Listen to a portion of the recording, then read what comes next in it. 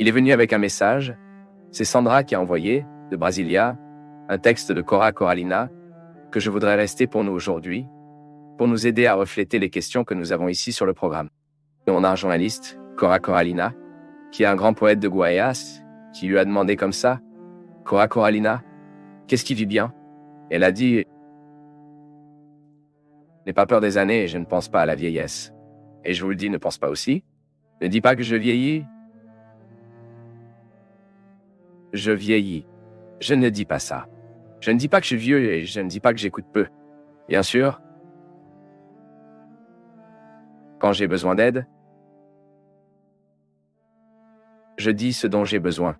J'essaie toujours de lire et d'être mis à jour avec les faits, et cela m'aide à surmonter les difficultés de la vie. Le meilleur script est de lire et de pratiquer ce que vous lisez. La bonne chose est de toujours produire et de ne pas dormir le jour.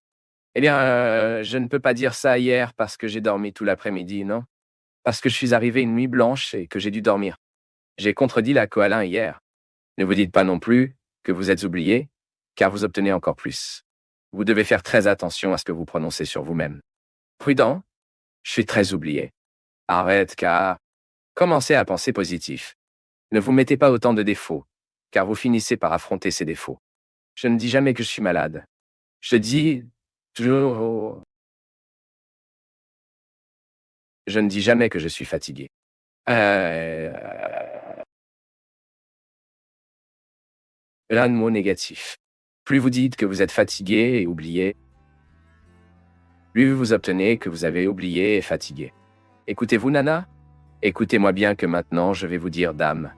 Vous en serez convaincu et convaincre les autres. Et la vérité. Saut silence. Ne te plains pas. Elle dit, je sais que j'ai de nombreuses années. Je sais que je viens du siècle dernier et que je m'apporte tous les âges, mais je ne sais pas si je suis vieux ou pas. Pensez-vous que je suis? Je peux dire que je suis la terre et rien d'autre que je veux être. Fille de cette terre bénie de Goya, j'appelle les anciens comme moi, ou plus âgés que moi, pour exercer leurs droits. Si quelqu'un devra m'enterrer, non, désolé, dit-elle. Je sais que quelqu'un devra m'enterrer. Mais je ne ferai pas ça. Je suis conscient d'être authentique et j'essaie de surmonter chaque jour les limites de ma propre personnalité. Se brisant en moi tout ce qui est vieux et mort, car les combats sont le mot vibrant qui soulève les faibles et détermine le fort. L'important est de semer, de produire des millions de sourires de solidarité et d'amitié. J'essaie de semer l'optimisme et de planter des graines de paix et de justice. Je dis ce que je pense avec l'espoir. Je pense à ce que je fais avec conviction. Je fais ce que je devrais faire avec l'amour et les efforts pour être meilleur chaque jour. Car la bonté que nous apprenons également. Le texte est-il beau? Cora Coralina est déjà décédée. Est décédée. Mais elle n'a pas permis à la vie d'être morte en elle. C'est très édifiant pour nous d'entendre un témoignage comme ça. Les gens qui ne permettent pas à l'âme de massacrer, non mon peuple? Parce que la difficulté que nous avons toujours, et pourquoi j'aime toujours être le porteur d'un mot encourageant, combattre, c'est pour ne pas courir la main sur la tête de qui que ce soit. Non. C'est pour nous de découvrir la valeur du combat. Ce que Jésus propose à toutes les personnes qu'il trouve, c'est de la lutte. Ne vous installez pas dans vos défauts. Ne vous enterrez pas à l'avance. Comme le dit Cora Coralina dans le texte. Je sais que quelqu'un m'enterrera, mais je ne me ferai pas ça. Parfois nous nous sommes enterrés, nous avons commencé à mourir avant l'époque. Nous prévoyons le processus d'enterrement quand je découvre que je ne cultive plus des joies, quand je ne reçois plus la lumière du jour, quand je ne célèbre plus mes possibilités, quand je me suis habitué à la vie. La vie ne peut pas. Vous ne pouvez pas vous habituer à la vie. La vie doit toujours être une expérience de charme. Aujourd'hui, j'ai besoin de me ravir de ce que j'ai. C'est pourquoi, mon peuple, qu'il n'y a pas de réponse prête. Nous n'avons aucune possibilité de répondre prêt pour les problèmes de quiconque. Parce que la vie, avant d'être une réponse prête, est une question qui en vaut la peine. Vous vous remettez en question tout le temps ce que je peux faire aujourd'hui pour améliorer le monde, n'est-ce pas? Et que, pour être une mystique, ce qui nous amène, qui m'entraîne, qui mène vous, cette mystique qui ne nous permet pas de nous arrêter à temps, mais que nous accueillons chaque jour, à chaque instant. Et nous retournons à son texte. La gentillesse est quelque chose que nous apprenons. Apprenez à être bon. Apprenez à valoriser la vie, n'est-ce pas? Parfois, nous endommageons nos cœurs, nous nous habituons aux difficultés que nous avons. Et nous finissons par apprendre la bonté, nous finissons par apprendre ce qui en vaut vraiment la peine. Mais les choses sont très difficiles dans ma vie. Tout ce que j'ai réalisé avec beaucoup de sueur. Père, mais c'est tout. Voilà comment il est censé être. Ma fille, je ne connais pas une autre façon, non, tu vois? Dans ma vie, tout est également difficile. Personne n'a promis que ce serait facile, non, ma fille. Si nous voulons un résultat, nous devons nous battre. Ce n'est pas utile. Rien ne tombera du ciel. Rien ne tombe du ciel. La foi est née du sol. Je pense que nous avons inversé les choses, non? Notre prière a dû être tournée vers le sol tout le temps. C'est là que Dieu s'épanouit. Dieu est la même graine. S'épanouir sur le sol.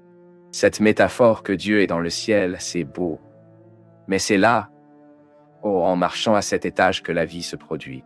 La force que Dieu me donne, la force que Dieu vous donne, est pour que nous puissions planter un jardin.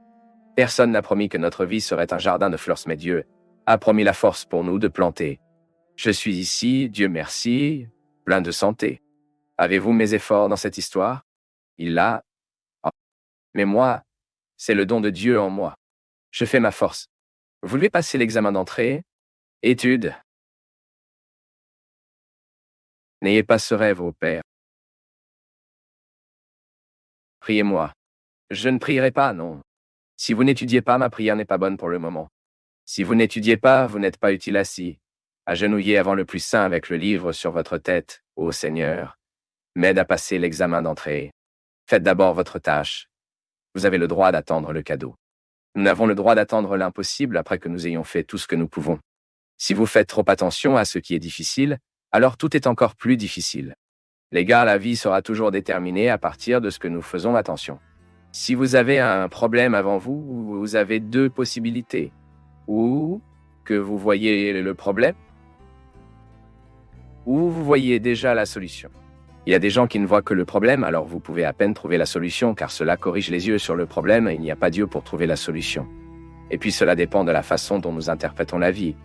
Il y a des gens qui aiment la difficulté, il y a des gens qui aiment le problème et finissent par devenir une source de problèmes, car ils ne sont pas disposés aux solutions. Il y a des gens qui ne savent pas comment vivre sans problème. Lorsque nous sommes confrontés à une situation difficile, c'est très naturel que les autres, pris par un esprit de peur, viennent le dire, ne le feront pas. Cela ne fonctionnera pas. Ce n'est pas, et il y en a toujours un comme ça. Je n'ai pas dit, je ne sais pas. Je pense que cette entreprise fonctionnera. Non. Il y a toujours un esprit de porc prêt à jouer une phrase destructrice qui sera découragé. Mais non. Si nous ne faisons pas attention à ces discours, nous extraire le courage en nous d'une manière que nous ne savions pas. Parfois, tout est si difficile. Non, pas exactement ça. C'est juste que nous regardons tout dur. Ce n'est pas que tout soit difficile, nous regardons tout dur. Ça ne peut pas être comme ça. Nous pouvons être un peu plus optimistes. La difficulté existe dans la vie de chacun. Ils sont partout.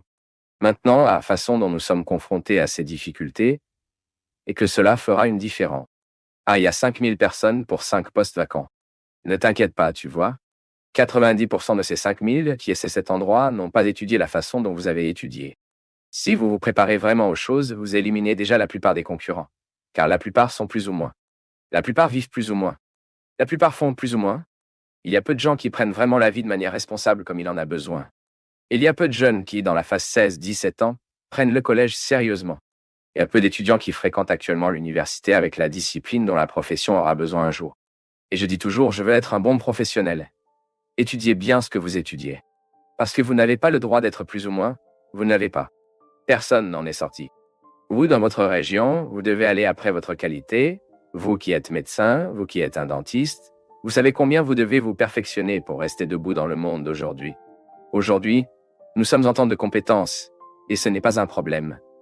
Il doit nous motiver à vouloir. Reconnaissant également que c'est le minimum en nous. Nous méritons de prendre soin de ce minimum. Ce processus peut être amélioré de plus en plus. augmenter de plus en plus nos possibilités. Et puis, lorsque nous heurtons à notre fragilité, nous devons en tirer des leçons. Elle n'a pas besoin d'être découragée. Mais bien plus qu'une qualité professionnelle, avant que ce soit notre qualité humaine. Beaucoup plus qu'un bon médecin, vous devez être un bon père, pour être un bon fils, pour être un bon frère. C'est ce qui fait que le bonheur vient vraiment pour s'adapter en vous. Il ne sert à rien de faire dans votre profession si vous n'êtes pas réalisé en tant que personne. Et c'est ce dont nous parlons aujourd'hui. C'est cette amélioration humaine. Et dans le College of Life, nous apprenons tout le temps. Il n'y a pas de professeur pour nous apprendre à être père, nous apprendre à être un frère, non. Il regarde dans les yeux de ceux que nous aimons que nous découvrirons la bonne mesure de l'apprentissage de chaque jour, afin que nous puissions être un meilleur être humain dans le monde d'aujourd'hui. Plus de mauvaises personnes. Assez de personnes incompétentes en tant que personnes. Assez de tueurs, assez de voleurs, assez de menteurs. Donnons cette qualité mondiale. En commençant par vous, peu importe comment vous avez vécu jusqu'à aujourd'hui.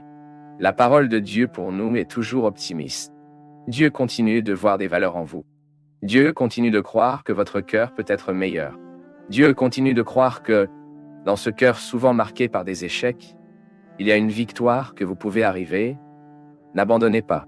Versez sur nous la bénédiction du Dieu Tout-Puissant, celui qui est Père, Fils et Saint-Esprit. Je tiens à te féliciter. Tu es allé jusqu'au bout d'une vidéo dense et sans raccourci. Cela demande de l'attention, de l'ouverture et du courage. Laisse en commentaire ta ville ou une phrase qui t'a touché. Et si tu penses que ce contenu peut aider quelqu'un, partage-le avec cette personne. Merci, une grande accolade et à bientôt.